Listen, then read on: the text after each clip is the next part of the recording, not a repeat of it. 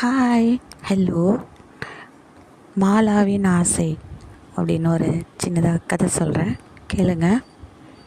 மாலா அப்படின்னு ஒரு 15 வயசு பொண்ணு ஒரு கிராமத்தில் இருக்காங்க. அவளுக்கு அக்கா தங்கச்சிங்கன்ட்டு ஒரு நிறைய பெரிய குடும்பம், ஒரு 10 பேர் மாதிரி நிறையா 10 பேர் இருக்காங்க அந்த குடும்பத்தில். அந்த பொண்ணு ரொம்ப துரு துரு துருன்னு இருப்பாள். ரொம்ப ஈஸியாக எல்லாத்துலேயும் அட்ராக்ட் ஆயிடுவாள். ஆசை, எல்லாத்துலேயுமே ஒரு ஆசை இருக்கும் அதுக்கு. எதை பார்த்தாலும் அது மேலே ஒரு ஒரு ஆசை வந்துடும்.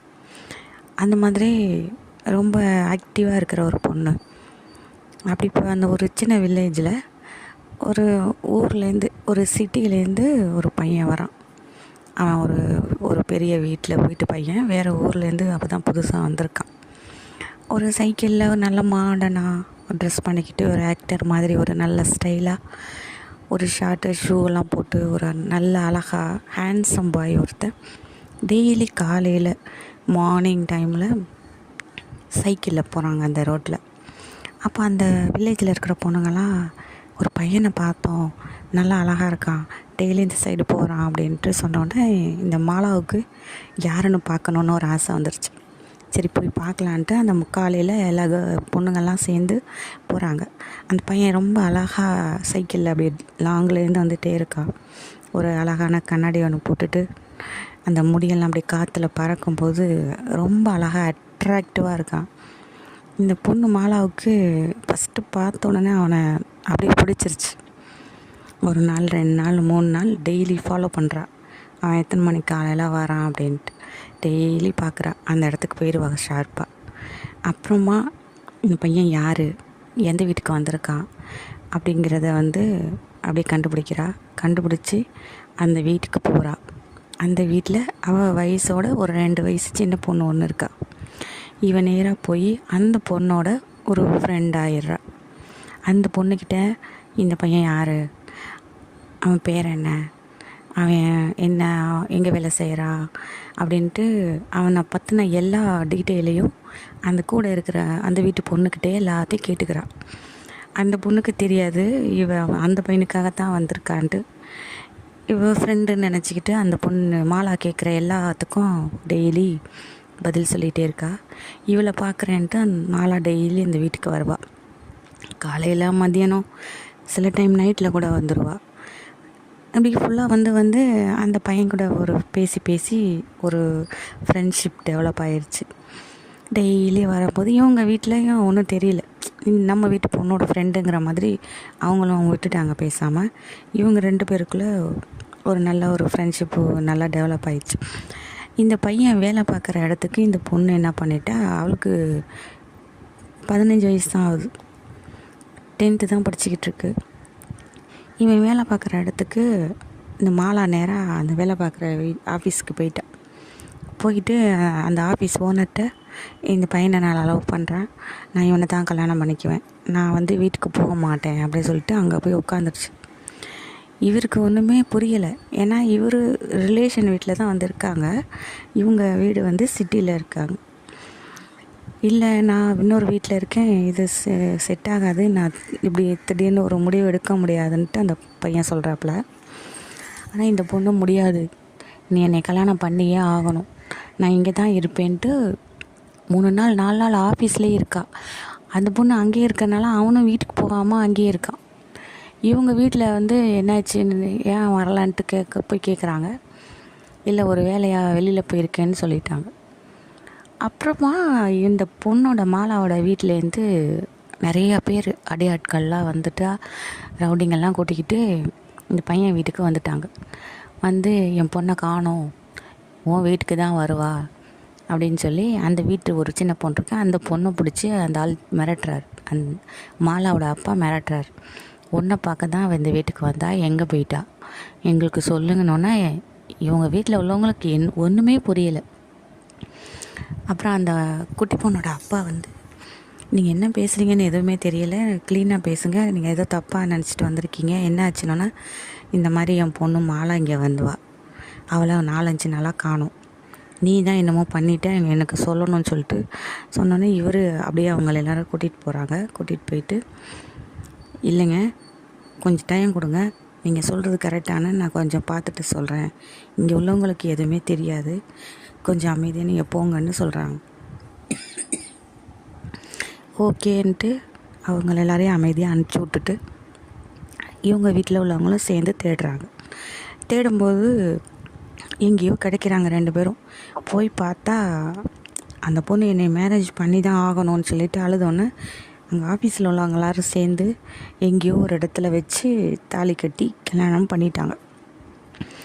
இவர் தேடிட்டு போனால் ஆல்ரெடி பொண்ணு மாப்பிள்ளையாக நிற்கிறாங்க. இவருக்கு என்ன செய்கிறதுனே தெரியல.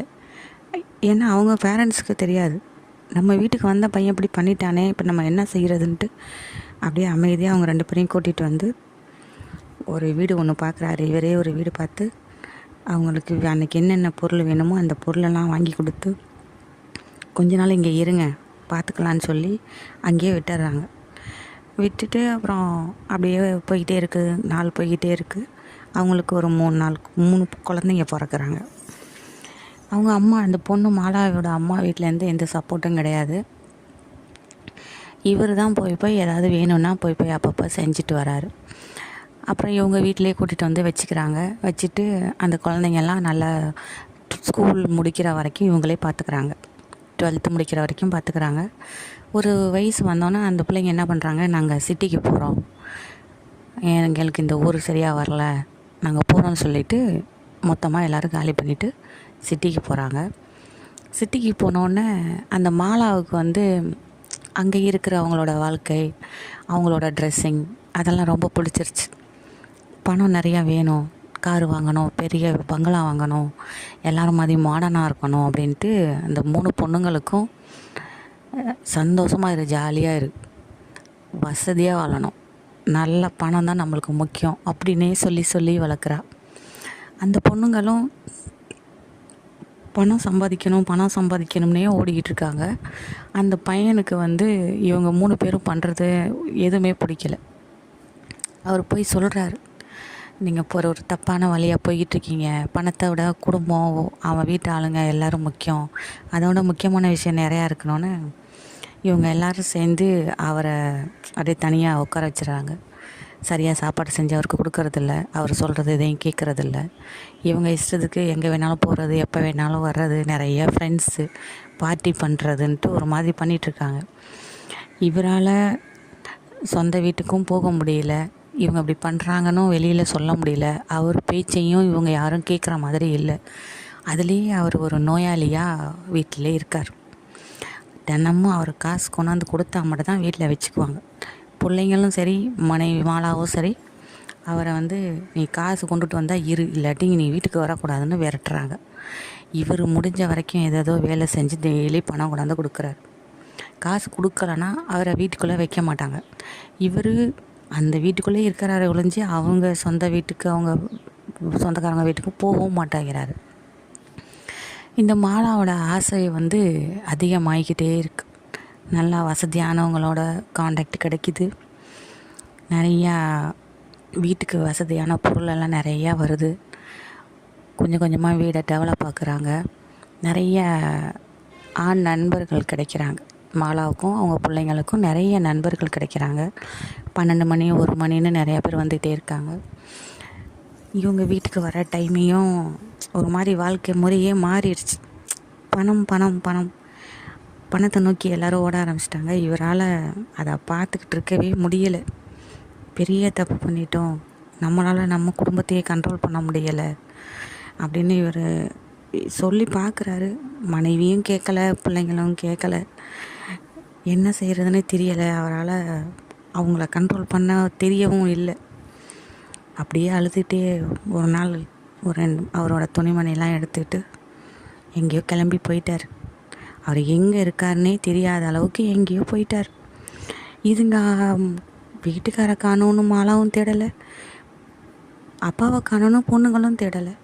ஏன்னா கண்ட்ரோல் பண்ணுறதுக்கு, கண்டிஷன் பண்ணுறதுக்கு யாரும் இல்லைன்னா அவங்களுக்கு ரொம்ப ஜாலியாகிடுச்சு. அவங்க அப்படியே சந்தோஷமாக போய்கிட்டே இருக்காங்க. இந்த வாழ்க்கை அவங்களுக்கு ரொம்ப நல்லா இருக்குது. நிறையா காசு கிடைக்கிது, எப்படி வேணாலும் சம்பாதிக்கலாம் அப்படிங்கிற மாதிரி. இந்த மாலாவோட ஆசையால் அவளோட பொண்ணுங்களும் ஒரு தப்பான வழியில் போய்கிட்டுருக்காங்க. அந்த பொண்ணுங்களும் நம்ம தப்பு பண்ணுறோன்னு தெரியாமலேயே போய்கிட்டுருக்காங்க. அவங்க என்றைக்கு அவங்கள பற்றின திருந்தி நிதர்சனமான வாழ்க்கைக்கு வருவாங்கன்னு ஒரு நாள் தான் தெரியும். ஓகே, பாய்.